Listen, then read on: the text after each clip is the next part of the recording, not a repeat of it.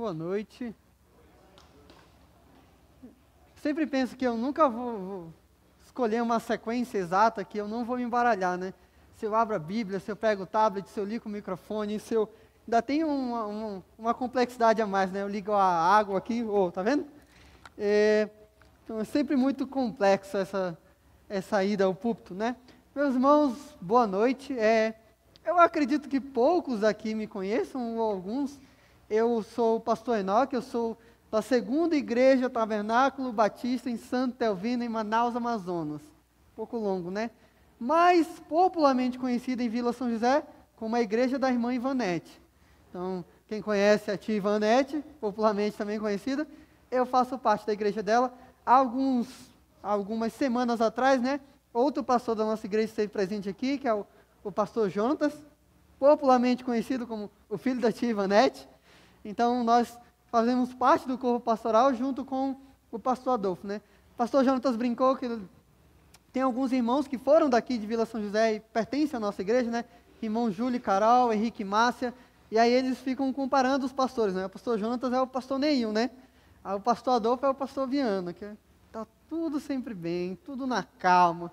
Eu acho que eu não conheci muito bem o pastor Ricardo, ele esteve presente no meu concílio pastoral, mas eu acho que, pelo pouco que eu conheço, eu me encaixo ali junto com ele, ali nem muito enérgico e nem muito calmo. Então, nós estamos lá fazendo a serviço do Senhor, levando a palavra de Deus, e eu espero hoje aqui compartilhar com vocês uma palavra que traga edificação e firmeza na fé de Jesus Cristo, amém? Então, nessa parte eu sou meio pentecostal, fico pedindo amém, tá? Para saber se vocês estão comigo. Nós vivemos numa era de muita informação que gera desinformação. Então, através da tela do celular, qualquer um pode pesquisar qualquer assunto.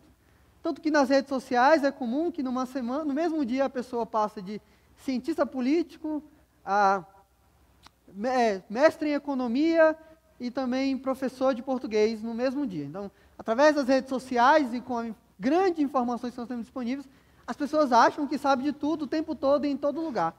Mas o que nós vivemos muitas vezes com esse acúmulo de informações é uma grande desinformação. A pessoa lê num portal, num site de internet, ouve em algum lugar, alguma coisa e já toma como verdade. Então, nós somos atacados diariamente com muitas desinformações. E não é à toa que o Evangelho de Jesus Cristo também sofra com esse tipo de ataque. Muitos especialistas de internet botam à prova várias doutrinas da fé cristã e apontam inconsistências nas Escrituras. Existe um fato que divide a humanidade, que é a ressurreição de Cristo. E ao longo dos séculos, muitos homens tentaram desmentir esse fato, com um peso na consciência de saber que se Cristo ressuscitou, e Ele de fato ressuscitou, todos nós um dia estaremos diante dEle para prestar contas daquilo que nós fizemos. Se Cristo ressuscitou, tudo completamente mudou. E hoje eu queria falar com vocês, brevemente, eu espero talvez não seja tão breve, a respeito da história da ressurreição. Então nós vamos ver a narrativa da ressurreição no Evangelho de Mateus, e eu queria apontar para vocês 4 evidências que até os mais céticos concordam seriam um fato que comprovam a ressurreição de Cristo. A igreja de Cristo sempre tem que estar munida de informações, porque nós com certeza estamos do lado da verdade e temos evidência suficiente para crer que o nosso Senhor morreu e ressuscitou, como Ele afirmou. Amém? Então, vamos orar. Senhor Jesus, nós te agradecemos por esse privilégio de estarmos aqui para aprender mais a respeito da Tua palavra. Peço que o Senhor guie os nossos corações, as nossas mentes, que nós estejamos sensíveis ao Teu Santo Espírito. Que esse momento seja encarado, Senhor, como um momento de adoração e louvor ao Senhor. Que os nossos corações sejam direcionados a Ti. Nós te agradecemos e oramos no nome de Jesus. Amém.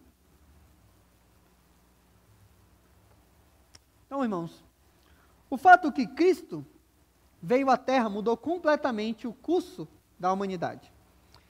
A partir da sua ressurreição, a humanidade se tornou dividida em 2 grupos. Os que estão com Cristo e agora os que estão contra Cristo. A humanidade é definida através dele. A ressurreição de Cristo é a base do cristianismo. Por isso, ao longo de muitas eras, homens maliciosos e céticos inventaram mentiras, tentando desmentir ou dar outras explicações para esse fato. Darei aqui 3 breves exemplos. Alguns homens céticos apontam que o corpo de Jesus foi roubado, né? Existe uma teoria que a tumba estava vazia porque o corpo de Jesus foi roubado. Essa teoria sugere que o corpo de Jesus foi tirado do túmulo, que os discípulos, junto com outras pessoas, vieram até o sepulcro de Jesus e roubaram o seu corpo. E assim, mentirosamente, o cristianismo afirmaria que Cristo ressuscitou. Ainda temos a teoria do erro da identificação. Essa teoria propõe que, devido às condições precárias de identificação da época, o corpo encontrado no túmulo de Jesus, poderia não ser o de Jesus. Então, as mulheres que foram até aquele túmulo, como no dia anterior à ressurreição foi muito caótico, alguns apontam que as mulheres erraram o túmulo e por isso que encontraram um túmulo vazio. Ou ainda tem alguns que creem que a história da ressurreição não passa de um mito ou uma lenda que foi criada pela igreja primitiva. Algumas interpretações sugerem que a história da ressurreição foi gradualmente transformada num mito ao longo do tempo e com os elementos adicionados para enfatizar a importância e divindade de Cristo, mas que Cristo não ressuscitou de fato. Apesar desses grandes esforços, o fato histórico que Jesus ressuscitou tem se tornado cada vez mais aceito como a única explicação plausível para a narrativa de Mateus e em todos os evangelhos. A ressurreição de Jesus não é um mito ou uma fábula. Antes, é um relato histórico e verídico. Mas, antes de entrar na ressurreição de Jesus, nós precisamos entender que o que aconteceu com Cristo é claramente um milagre. É algo sobrenatural e que não contraria a lei da natureza, mas que necessita de um agente externo que interfira na condição que Jesus se encontrava. Veja, ao longo das Escrituras, Jesus afirma que ele seria ressurreto por Deus, e não que ele se auto-ressuscitaria. Com isso, nós podemos entender que a ressurreição de Jesus é algo sobrenatural, revelando a interferência de Deus, tirando Jesus dos mortos e o devolvendo à vida. Então, segundo a descrição bíblica, a ressurreição de Jesus foi um fato físico. Por isso que o corpo físico de Jesus foi visível a todos os discípulos. Tomé pediu para tocar o seu corpo. Os discípulos no caminho de Emaús andaram e caminharam com ele. Os seus discípulos partilharam refeições com eles. Era um corpo físico. Jesus foi ressurreto corporeamente. Resumidamente, irmãos, o que eu quero afirmar é que, de forma sobrenatural, Deus ressuscitou fisicamente Jesus entre os mortos. Não foi as ideias de Jesus que ressuscitou, não foi a filosofia do cristianismo que ressuscitou. Jesus foi ressurreto fisicamente por Deus. Aí você pode me perguntar, por que isso é tão importante? Se eu já sou um cristão, por que eu preciso saber dos fatos que enfatizam ou trazem convicção a respeito da ressurreição de Cristo? Se eu já creio, por que eu preciso de evidência? Você pode estar se perguntando isso. Eu vou te dar 2 razões. Em primeiro lugar, Deus escolheu agir na história e deixar evidências da sua ação. Sempre que ele interferiu com sua criação, foi com o objetivo de revelar o seu poder e conduzir o seu povo para o caminho que lhe dê honra. O apóstolo João fala disso no final do livro de João, lá no Evangelho de João, capítulo 20, versículos 30 e 31, que diz o seguinte: Jesus, pois, operou também em presença de seus discípulos muitos outros sinais que não estão descritos neste livro. Estes, porém, foram escritos para que creiais que Jesus é o Cristo, o Filho de Deus, e para que, crendo, tenhais vida em seu nome. João capítulo 20, versículos 30 e 31. Conhecer as evidências deixadas por Deus é o que nos leva a crer verdadeiramente. A nossa fé não é construída em um alicerce bambo. Antes, a nossa fé é construída em verdades históricas. E, em segundo lugar, os cristãos são ordenados por Deus a estarem prontos para responder à razão da sua esperança. Os cristãos devem falar a respeito da ressurreição de Cristo em tempo e fora de tempo. O apóstolo Pedro, em sua primeira epístola, falou sobre isso, dizendo, 1 Pedro,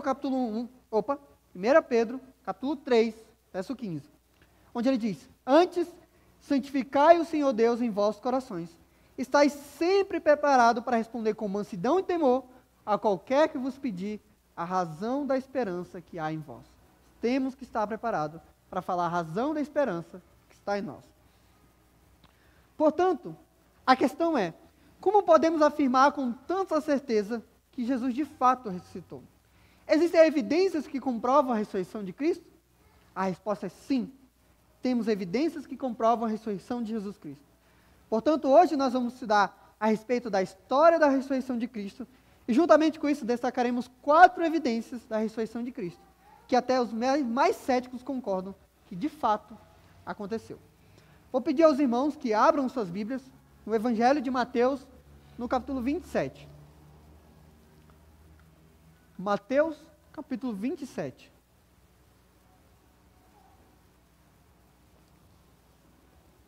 Mateus, capítulo 27. Nós vamos ler do capítulo 55 até o capítulo 28, versículo 20. Eu não farei uma leitura corrida agora no início, então eu peço que os irmãos deixem a sua Bíblia, que ao longo da pregação nós vamos voltar às Escrituras e ler trecho por trecho. Então você que tem aquela cordinha, que está fazendo uma anotação, deixe marcado aí em Mateus 27, nós vamos ler parte por parte, até chegar ao capítulo 28, versículo 20. Então, vamos dar início. A história da ressurreição de Jesus segue logo após a sua brutal e humilhante morte na cruz, por causa dos nossos pecados. O início do relato da ressurreição de Jesus, feito por Mateus, traz algo bem curioso. Ele revela que as mulheres, ao contrário dos discípulos, acompanharam toda a crucificação até o seu enterro. E essa é uma informação muito relevante. Depois nós veremos por que isso é importante. Mas, voltando para Mateus, ele relata que ao final daquele dia, que era sexta-feira, um homem chamado José de Arimateia foi até Pilatos pedir o corpo de Jesus. E aqui nós vamos começar a leitura da nossa narrativa e veremos também a primeira evidência a respeito da ressurreição de Jesus. O fato que Jesus foi honrosamente enterrado por José de Arimateia. Essa é a primeira evidência. Acompanhe comigo a narrativa de Mateus, eu lerei alguns versículos agora. A partir do versículo 55. Estavam ali olhando de longe, muitas mulheres que tinham seguido Jesus desde a Galiléia para o servir, entre as quais estavam Maria Madalena e Maria, mãe de Tiago e de José, e a mãe dos filhos de Zebedeu. E vindo já à tarde, chegou um homem rico de Arimateia por nome José, que também era discípulo de Jesus. E este foi ter com Pilatos e pediu-lhe o corpo de Jesus. Então, Pilatos mandou que o corpo lhe fosse dado. E José, tomando o corpo, envolveu-o num fino e limpo lençol, e o pôs em seu sepulcro novo, o qual havia aberto em rocha, e rolando uma grande pedra para a porta do sepulcro foi. Estando ali Maria Madalena e outra Maria, assentado defronte do sepulcro. Versículo 62. E no dia seguinte, que é o dia depois da preparação, reuniram-se os príncipes dos sacerdotes e os fariseus em casa de Pilatos, dizendo: Senhor, lembra-nos do que aquele enganador, vivendo ainda, disse: depois de 3 dias ressuscitarei. Manda, pois, que o sepulcro seja guardado com segurança até o 3º dia, que não se dê o caso que os seus discípulos vão à noite e o furtem e digam ao povo: ressuscitou dos mortos. E assim o último erro será pior do que o primeiro. E disse-lhes Pilatos: tende a guarda, ide, guardai como entenderdes. E indo eles, seguraram o sepulcro com a guarda, selando a pedra. Vamos parar aí nesse momento. Ao final da tarde da sexta-feira, Mateus relata que José foi até Pilatos para pedir o corpo de Jesus. Mas quem era José?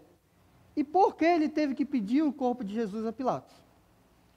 José de Arimateia foi um discípulo que honrou o Senhor Jesus quando todos os outros discípulos foram embora. Através dos evangelhos, a narrativa de todos os evangelhos, nós podemos conhecer um pouco a figura de José. A primeira informação que nós temos acesso, inclusive aqui no Evangelho de Mateus, é que ele era da cidade de Arimateia. Se a gente juntasse todos os outros relatos, nós teríamos as seguintes informações sobre José. Que José de Arimateia era um homem rico, membro do Sinédrio, que não consentiu com a morte de Jesus, sendo seu discípulo, mas não abertamente pela morte. Então, quando nós olhamos a narrativa de Mateus, Marcos, Lucas e João, nós podemos reunir essas informações sobre esse personagem histórico. Que José de Arimateia era um homem rico, membro do Sinédrio, que não consentiu com a morte de Jesus, sendo um de seus discípulos, mas ele não fazia isso abertamente, porque ele tinha medo dos judeus. José era parte dos homens que tramaram contra Jesus. Poderíamos dizer que ele era um traidor dos judeus e discípulo oculto de Jesus. Mas o que esse homem fez foi extremamente corajoso. Ele pediu o corpo de Pilatos a Jesus. E por que ele teve que pedir o corpo de Jesus? Porque não era costume dos romanos permitir que o corpo do crucificado fosse tirado tão rápido da cruz, e muito menos que ele recebesse um enterro honrado. Geralmente, as pessoas que eram crucificadas, depois de passar vários dias pendurados na cruz, até morrer, os pássaros vinham e começavam a comer os seus corpos. Assim o cadáver ficava exposto em decomposição, até que depois disso os corpos eram retirados e jogados numa vala comum. Contudo, José de Arimateia, usado por Deus, foi ousadamente a Pilatos e pede o corpo ao governador romano. E Pilatos concede o corpo de Jesus, que lhe dará um sepultamento, mesmo que às pressas, mais honrado. Então nós vemos que Jesus foi sepultado em um sepulcro. O sepulcro era uma espécie de túmulo na época de Jesus. Contudo, o sepulcro que Jesus foi colocado não era um túmulo comum, uma sepultura comum. Antes, ele foi colocado, por assim dizer, em um sepulcro luxuoso. Como nós podemos ver, era um sepulcro que tinha recém sido cavado, quando você pode acompanhar no versículo 60. De acordo com as tradições judaicas, José cuidadosamente honrou o corpo de Jesus, limpando as suas feridas e o vestindo-lhe num linho e fino lençol de linho. Depois disso, colocou o corpo de Jesus no sepulcro e, por fim, fechou o sepulcro com uma grande e pesada rocha. Jesus foi enterrado de maneira digna por José de Arimateia, que ousadamente pediu seu corpo a Pilatos, preparando o seu corpo com honra e colocando-o no sepulcro. Agora você pode me perguntar, depois de toda essa explicação, como isso é uma evidência que comprova a ressurreição de Cristo? Primeiramente, imagina que os discípulos, em especial os evangelistas, decidiram forjar um relato sobre a morte de Jesus, como se eles quisessem criar um mito heróico a respeito da morte e ressurreição do grande Jesus. Nesse cenário, me diga, quem seriam os heróis da história da ressurreição de Cristo? Os discípulos, aqueles que passaram a vida toda ao lado de Jesus, ou um homem que fazia parte de um grupo que mandou matar Jesus? Claramente, se a história fosse forjada, seriam os discípulos. Mas o fato foi que José foi até Pilatos. E esse fato traria humilhação para os discípulos toda vez que essa história fosse narrada. Toda vez eles lembrariam que José, um membro do Sinédrio, foi corajoso e não os discípulos. Todos os evangelhos eles descrevem o mesmo relato, ainda que com perspectivas diferentes. Todos os evangelistas citam diretamente José de Arimateia como o homem que ousadamente pediu o corpo de Jesus. Por mais humilhante que fosse, em todos os lugares, em todas as eras, sempre que fosse falado a respeito da morte e ressurreição de Cristo, todos teriam que testemunhar que Jesus foi sepultado honrosamente por José de Arimateia. Os discípulos fugiram e ficaram com medo, mas um homem que era membro do Sinédrio deu um enterro honroso ao Senhor Jesus. E a única explicação para que isso seja uma verdade é porque essa história não estava sendo forjada, mas é um relato histórico e verídico. Se nós avançarmos no texto, nós nos deparamos com a sequência da narrativa e também a nossa segunda evidência a respeito da ressurreição de Jesus. As mulheres encontraram o túmulo aberto e vazio. Quando nós continuamos a narrativa da ressurreição de Jesus, nos deparamos com a nossa segunda evidência, o fato que as mulheres encontraram o túmulo de Jesus aberto e vazio. Acompanhe comigo Mateus, capítulo 28, versículo 1, por favor. Nós vamos ler do 1 até o 4. Diz o seguinte, Mateus 28, 1. E, no fim do sábado, quando já despontava o primeiro dia da semana, Maria Madalena e a outra Maria foram ver o sepulcro. E eis que houvera um grande terremoto, porque um anjo do Senhor descendo do céu chegou, removendo a pedra, e sentou-se sobre ela. E o seu aspecto era como um relâmpago, e as suas vestes brancas como a neve. E os guardas, com medo dele, ficaram muito assombrados e como mortos. Parei. Nós sabemos que o sábado era o grande dia sagrado para todos os judeus. E por isso, mesmo que Jesus tenha morrido na sexta-feira, as mulheres passaram todo o sábado esperando e se preparando para ir até com Jesus, assim que fosse possível. Por isso, o texto de Mateus relata que quando o sábado terminou, no início do domingo, as mulheres foram até o sepulcro de Jesus. Uma das teorias que nós vimos no início dessa pregação é que as mulheres não acertaram a localização do sepulcro. Elas estavam desnorteadas. Contudo, quando nós lemos a narrativa de Mateus capítulo 27, 55, nós vemos que as mulheres acompanharam todo o processo que Jesus passou. A sua morte e o seu sepultamento foi visto por elas. Assim, no domingo elas sabiam exatamente onde o seu mestre estava enterrado. Ao chegar, as mulheres se depararam com algo completamente assustador. Um anjo desceu do céu, removeu a pedra, e assim os guardas que estavam vigiando o túmulo de Jesus ficaram tão assombrados que estiveram quase como mortos. A porta do sepulcro de Jesus pesava facilmente 200 quilos. Para além disso, ela tinha sido selada, tornando assim mais difícil se abrir. E por fim, ainda tinha um destacamento de soldados guardando a porta. Ainda que aquelas duas mulheres pudessem ser extremamente fortes, a única coisa que poderia explicar a porta do sepulcro aberta é o fato que os anjos abriram. E quando abriram, algo ficou evidente. O corpo de Jesus não estava mais lá. Acompanhe comigo no versículo 5, em Mateus capítulo 27. Mas um anjo respondendo disse às mulheres: não tenhas medo, pois eu sei que buscais a Jesus que foi crucificado. Ele não está aqui, porque já ressuscitou, como tinha dito. Vinde ver de um lugar onde o Senhor jazia. E depois, imediatamente, dizer aos discípulos que já ressuscitou dos mortos. E eis que ele vai adiante de vós para a Galileia, e ali o vereis, e eis que eu vou-lo tenho dito. E assim elas pressurosamente do sepulcro saíram. Com temor e grande alegria correram a anunciá-lo aos seus discípulos. E indo elas, eis que Jesus lhes sai ao encontro dizendo: eu vos saúdo. E elas, chegando, abraçaram os seus pés e o adoraram. Então Jesus disse-lhes: não temais, ide dizer aos meus irmãos que vão a Galileia, e lá me verão. Assim, nos versículos 5 a 10, o anjo declara a ressurreição de Jesus, chamando as mulheres para testemunhar com seus próprios olhos, dizendo: vinde ver de lugar onde o Senhor jazia. E eles declararam ainda para aquelas mulheres: ele não está aqui, porque já ressuscitou, como tinha dito. As mulheres, ao se deparar com aquele túmulo vazio, após ouvir as palavras dos anjos, foram correndo para avisar os discípulos o que tinha acabado de acontecer. O texto descreve um mix de sensação para aquelas mulheres. Com temor e grande alegria correram a anunciar aos discípulos. Para completar o temor e a grande alegria daquelas mulheres, enquanto corriam para anunciar as boas novas que Cristo havia ressuscitado, quem sai ao encontro delas é o próprio Jesus.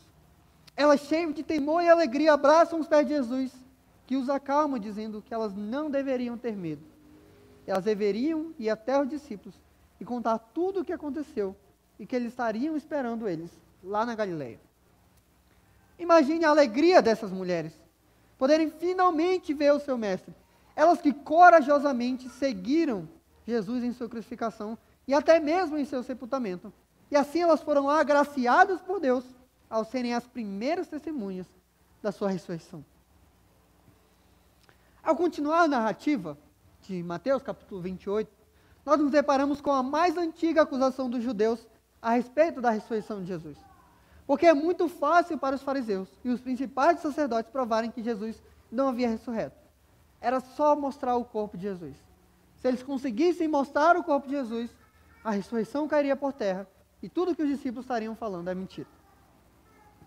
Mas nós sabemos, pelas Escrituras, que o corpo de Jesus não estava lá. O anjo abriu o sepulcro e os soldados fugiram atordoados para contar aos principais dos sacerdotes tudo o que havia acontecido. Por isso que na continuação, nos versículos de 11 a 15, nós temos o relato que os guardas correram para anunciar o que havia acontecido. Acompanhe comigo, por favor, no versículo 11 na sua Bíblia. Onde diz: e quando iam, eis que alguns da guarda, chegando à cidade, anunciaram aos príncipes dos sacerdotes todas as coisas que haviam acontecido.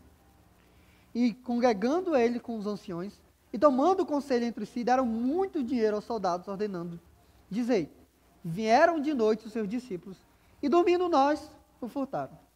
E se isso chegar aos ouvidos pelo governador, nós o persuadiremos e vos poremos em segurança. E eles, recebendo o dinheiro, fizeram como estavam instruídos, e foi divulgado esse dito entre os judeus até o dia de hoje. O sepulcro de Jesus ficava fora da cidade de Jerusalém. Assim, os guardas chegaram na cidade e foram até as autoridades para contar tudo quanto havia ocorrido. Então, eles se uniram e tramaram uma mentira para que os guardas pudessem contar. Sem o corpo de Jesus, não havia como comprovar que Jesus não havia ressuscitado. Os guardas também não poderiam dizer que as mulheres tinham roubado, porque elas não tinham força suficiente para rolar a pedra, e muito menos para vencer os guardas. Os principais sacerdotes inventaram uma desculpa, dizendo que, enquanto os guardas estavam dormindo, os discípulos de Jesus vieram e roubaram o corpo dele. Mas vamos pensar um pouco sobre essa explicação. Primeiro, os discípulos estavam com medo e escondidos. Segundo, como eles rolariam uma pedra tão grande sem que os soldados ouvissem o que estava acontecendo? Com todo respeito aos discípulos de Jesus, é mais fácil crer que um anjo abriu o sepulcro do que aqueles homens, naquela altura, covardes, terem lutado contra os soldados e pegado o corpo de Jesus. Assim, os soldados, depois de receberem muito dinheiro, começaram a espalhar a mentira que os discípulos de Jesus roubaram o corpo enquanto estavam dormindo.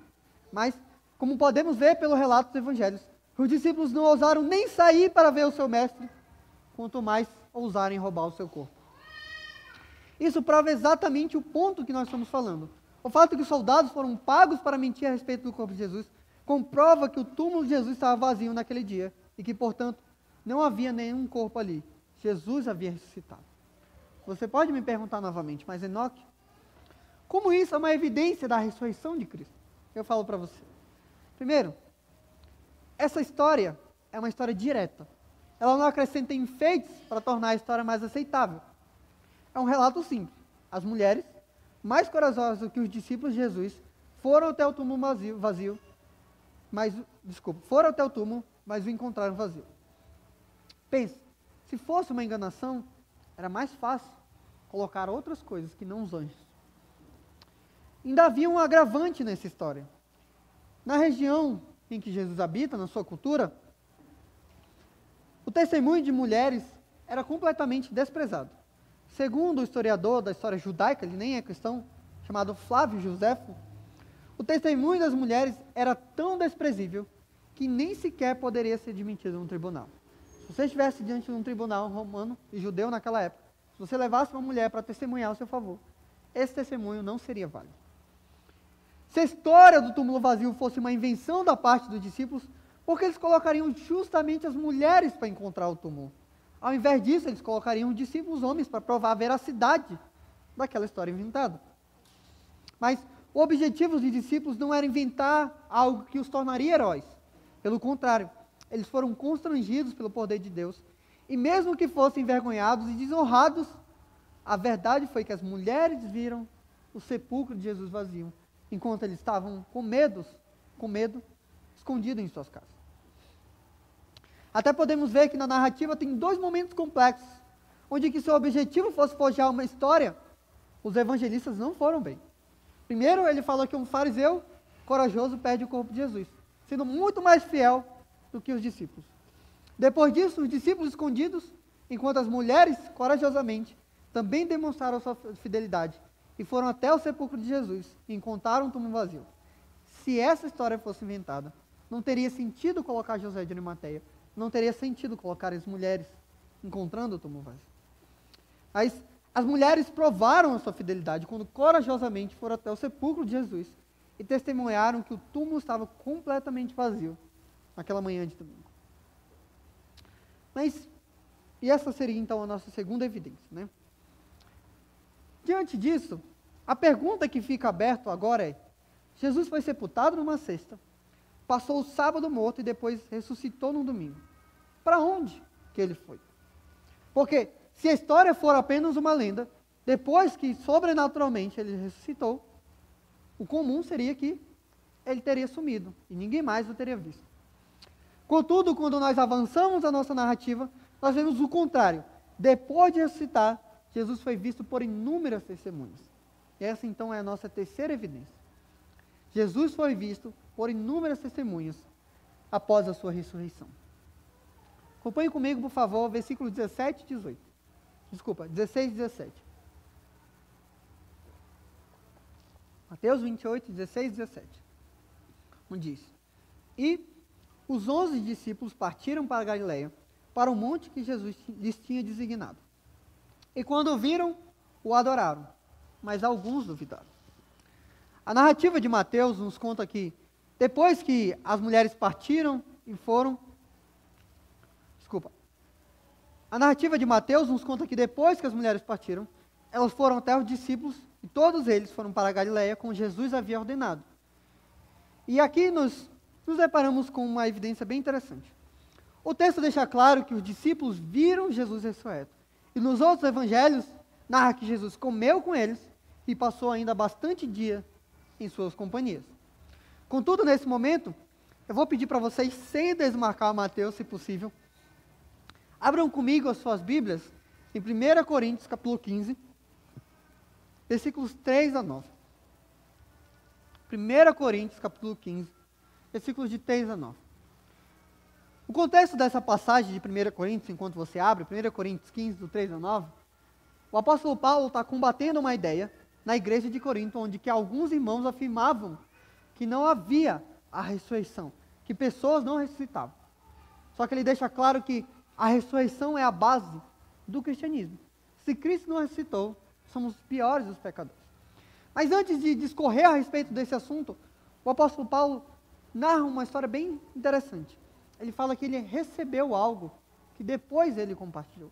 Ele vai declarar que o evangelho que veio até ele é um evangelho que já tinha sido repassado e agora ele estava entregando ele. Não era um evangelho que tinha sido criado por Paulo, era um evangelho que os discípulos de Jesus narraram os fatos que aconteceram.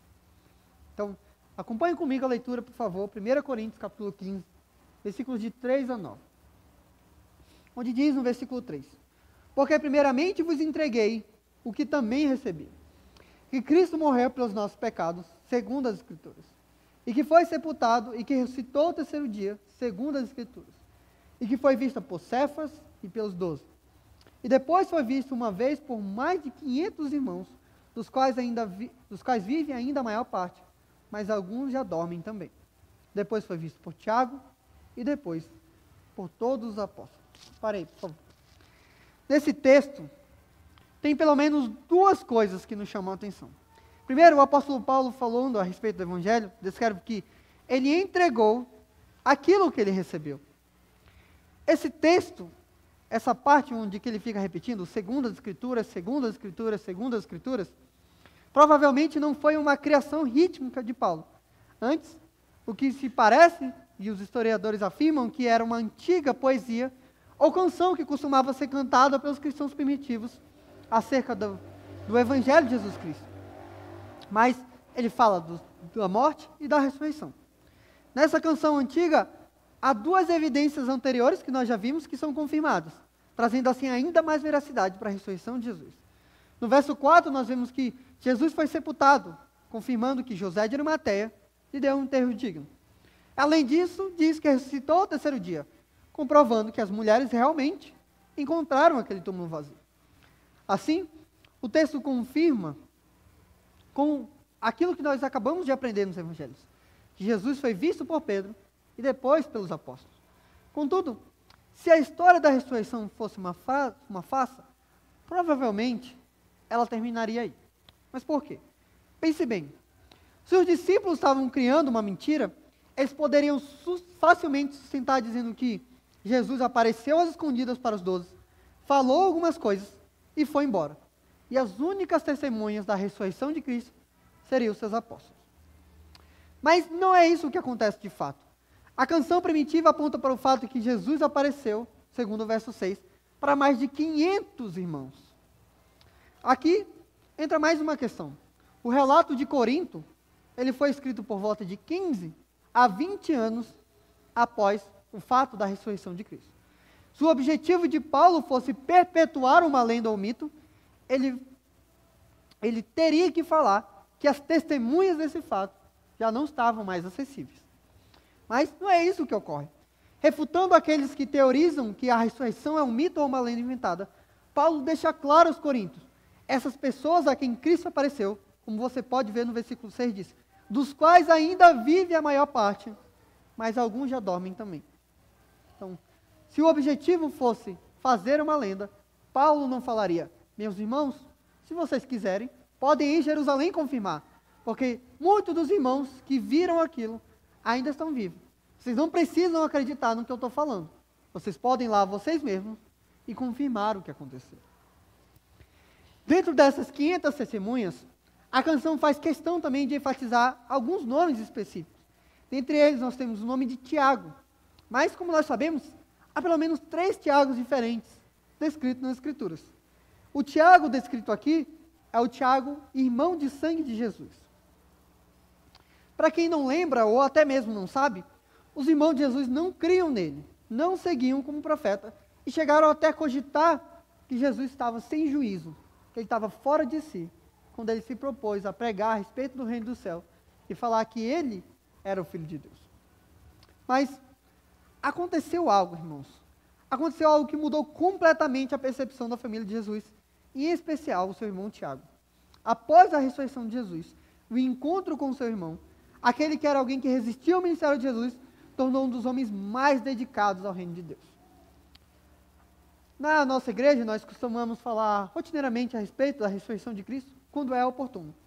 O pastor Jonatas, em uma das suas pregações, falando a respeito da ressurreição de Cristo, nos disse o seguinte: Tiago, que é citado nominalmente na lista de testemunhas, foi considerado um apóstolo e eventualmente se tornou o principal líder da igreja de Jerusalém. Inclusive, Tiago foi assassinado por causa da sua convicta afirmação de que Jesus havia ressuscitado. Ele e o seu irmão Judas foram de rejeitores da mensagem de Jesus até os autores de carta do Novo Testamento. A ressurreição de Jesus é a mais plausível explicação para essa mudança extrema de posicionamento.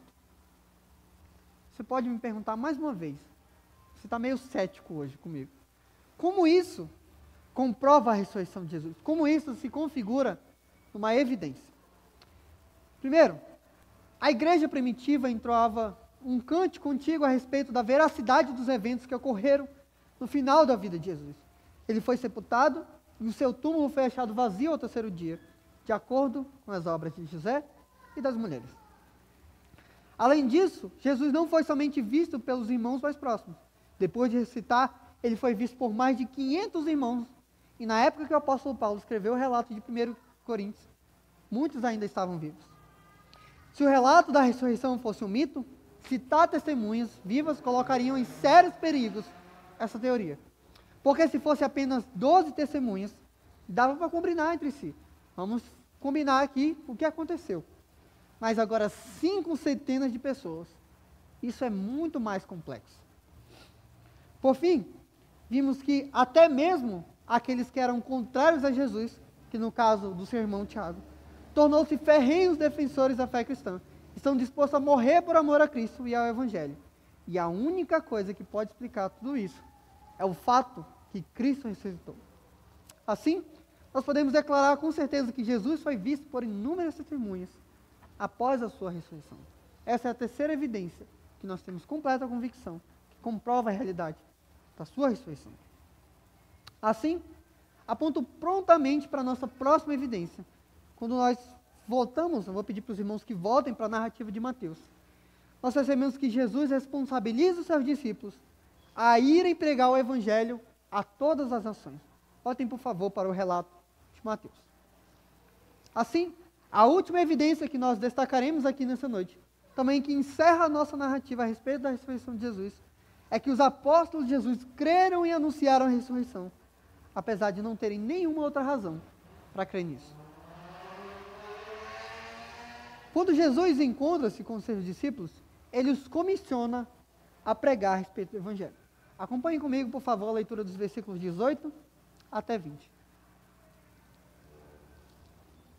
Onde diz: E, chegando-se Jesus, falou-lhes dizendo: É-me dado todo o poder no céu e na terra.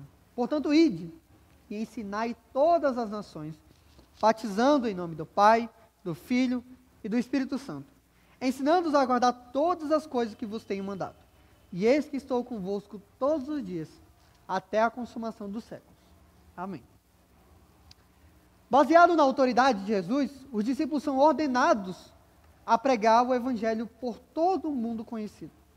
Eles deveriam ensinar aos outros tudo aquilo que eles haviam aprendido com Cristo.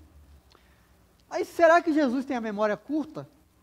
Ele não lembra que esse grupo de homens acabou de negá-los, de traí-lo, de abandoná-lo, no momento mais difícil da sua vida?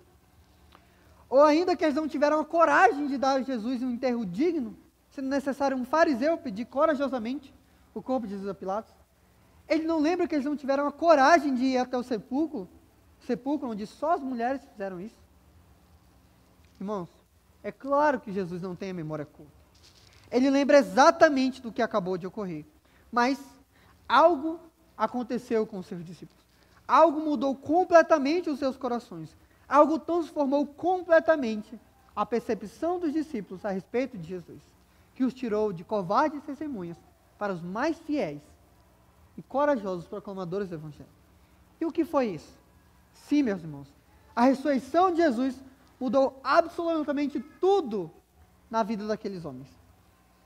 A partir da ressurreição de Jesus, os apóstolos foram tomados com grande coragem. Aqueles homens que dias atrás estavam escondidos com medo de serem pegos pelos soldados romanos e acabassem sendo executados, tornaram-se os maiores e mais fiéis proclamadores da ressurreição de Jesus. Os discípulos nada teriam a ganhar se o objetivo deles era fortalecer uma fábula ou mito.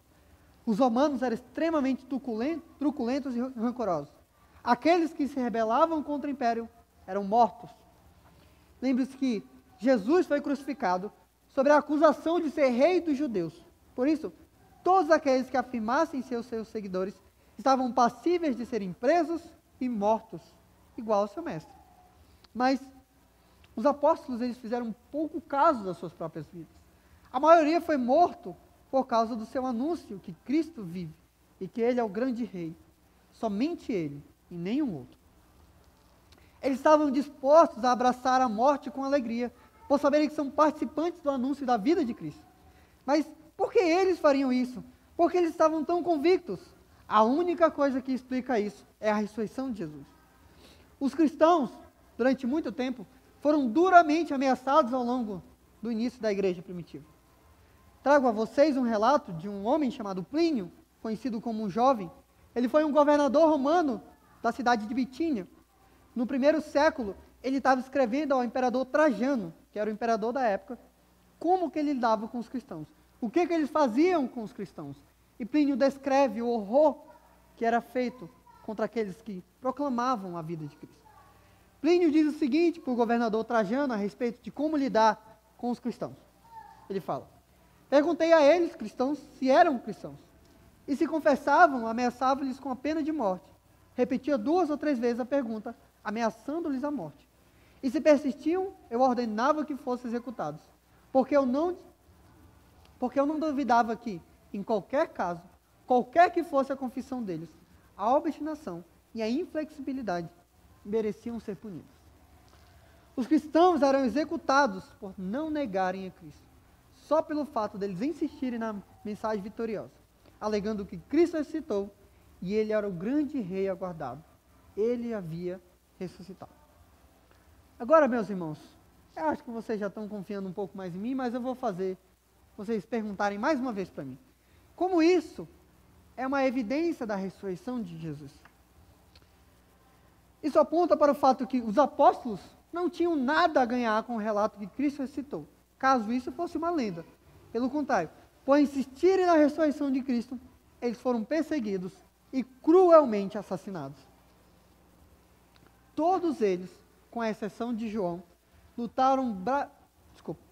todos eles lutaram bravamente no ministério e anunciaram com grande ousadia o poder do Evangelho de Cristo. Não somente eles, mas todos aqueles que viram Jesus ressuscitado, creram e anunciaram. Milhares de homens e mulheres perderam brutalmente a sua vida, não fazendo dela caso, para serem fiéis testemunhas da ressurreição de Cristo. Ele havia ressuscitado, ele vivia, ele venceu o poder da morte e do pecado. Assim, a ressurreição de Cristo é um fato. Nós temos evidência suficiente para crer que ele de fato ressuscitou. Então eu vou recapitular brevemente com vocês as 4 evidências que nós temos a respeito da ressurreição de Cristo. O primeiro foi que Jesus foi enterrado honrosamente por José de Arimateia. Depois, as mulheres encontraram um túmulo aberto e vazio. Continuando, Jesus foi visto por inúmeras testemunhas após a sua ressurreição. E por fim, os apóstolos de Jesus creram e anunciaram a ressurreição, apesar de não terem nenhuma outra razão para crer nisso. Meus irmãos, eu espero que todos nós sejamos completamente convictos a respeito da ressurreição de Jesus e sejamos completamente prontos para proclamar esse grande fato. Cristo ressuscitou e nós, assim como os apóstolos, somos as suas testemunhas. Nós levamos a mensagem que o mundo agora está dividido entre aqueles que estão com Cristo e aqueles que são contra Cristo. A ressurreição de Jesus prova a sua divindade e evidencia que todas as suas palavras são verdadeiras. Porque a promessa de ressurreição era a coisa mais maluca que Jesus poderia prometer. Mas ele prometeu e cumpriu. E se ele cumpriu que ressuscitaria, ele também, com certeza, cumprirá todas as outras suas palavras. É por isso que nós tenhamos que estar completamente convictos desse fato. Porque a ressurreição de Cristo é a base da nossa fé. E eu gostaria de concluir, meus irmãos, lembrando que nós somos responsabilizados a proclamar o Evangelho. Mas eu gostaria de destacar uma evidência que talvez os céticos não aceitem, mas que muitos aceitarão. A maior evidência, na minha opinião, que Cristo ressuscitou está bem aqui hoje e em todo lugar reunido. A Igreja de Jesus é a maior evidência da sua ressurreição. Irmãos, Deus sabe o quanto nós estávamos perdidos e como nós nos rebelamos contra o Senhor Deus. Como nós nos eleitávamos em nossos desejos e vivíamos uma vida completamente afogados em nossos pecados e distante de Deus. Deus sabe que nós estávamos em guerra uns contra os outros, buscando cada um o que é seu, vivendo no egoísmo, onde a única coisa que importava era o que cada um tivesse a ganhar. E fazíamos aquilo que nós queríamos. E éramos, por natureza, escravos do pecado e da morte. Mas, meus irmãos, tudo mudou completamente quando nós encontramos a Cristo. Ou melhor, quando nós fomos encontrados por Ele. Quando Ele colocou a fé em nossos corações e nos uniu como uma igreja que ama viver juntos. Nós que vivíamos desgarrados, agora em Cristo, por causa da sua ressurreição, podemos viver como uma família. Homens e mulheres de diferentes realidades, de diferentes condições, de diferentes bairros, de diferentes nacionalidades, de diferentes cidades. Agora somos um em Cristo Jesus. Nós fazemos parte do corpo de Cristo. Somos uma família que, assim como a igreja primitiva, vive o anúncio da ressurreição de Cristo. Cristo ressuscitou e por isso nós temos esperança. Cristo ressuscitou e por isso nós podemos ser livres. Cristo ressuscitou e por isso nós podemos agora adorar o Senhor. A evidência mais forte da ressurreição de Jesus é que eu e vocês, todos nós que estamos aqui e confessamos o Senhor Jesus como Salvador, fomos libertos dos nossos pecados e vivemos agora para adorar o nosso Deus. E não somente isso. Agora nós podemos viver nossa pátria celestial e nós podemos proclamar o Evangelho de Jesus Cristo a todas as nações, sendo fiéis testemunhas desse grande fato que mudou a humanidade. Cristo ressuscitou. Não foi suas ideias, não foi a sua filosofia. De fato, Deus o levantou do sepulcro. Por isso, meus irmãos, eu concluo dizendo que a ressurreição de Jesus comprova que o seu sacrifício foi aceito por Deus. E nós vivemos uma nova vida por causa da morte e da ressurreição dele. O Evangelho de Jesus Cristo veio a nós, porque Cristo pagou o preço dos nossos pecados, nos livrou da condição da morte. E aquele instrumento de tortura e dor, que era a cruz, que trazia humilhação e desespero, agora para todo aquele que nele crê, é um instrumento de misericórdia, que mostra o amor de Deus pelo seu povo. Nós possamos olhar para a cruz vazia, tendo a convicção que Cristo morreu, mas ressuscitou. Amém? Vamos orar. Senhor Deus, nós Te agradecemos pelo teu cuidado, nós te agradecemos porque o Senhor não precisava, mas o Senhor decidiu se revelar nesse livro para que nós possamos cada vez mais nos deleitar com o seu caráter, Senhor. Muito obrigado porque o Senhor nos dá convicção e fé para proclamar a verdade da ressurreição de Cristo, Senhor.